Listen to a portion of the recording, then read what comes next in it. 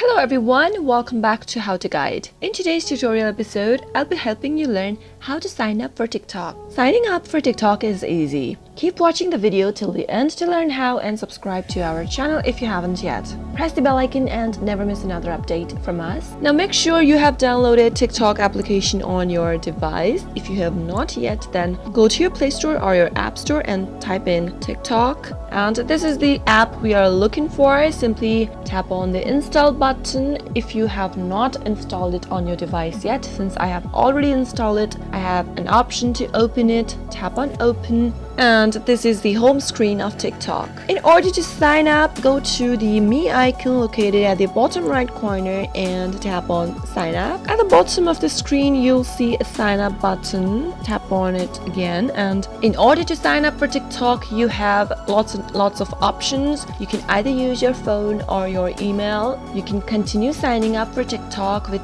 Facebook. You can continue with Google or even Twitter. Select any one you'd like and select your date of birth. After you're done, tap on the next button, and on the next page you can either enter your phone number or your email during signing up. Let me enter my email and tap on the next button.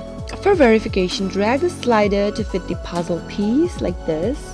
Now, create a password for your TikTok account. While creating a password, your passwords must include 8 to 20 characters and letters, numbers, and special characters as well. After you're done, you can check your password by tapping on this eye icon at the right corner in order to review your password and see if it is correct. After you're done, tap on the next button. Complete the verification step again. Create a username for your TikTok. You can select the particular username that has been typed in, or you can select one from the suggestions below and tap on sign up. Now you have successfully signed up for TikTok, just like that. I hope the tutorial was helpful to you.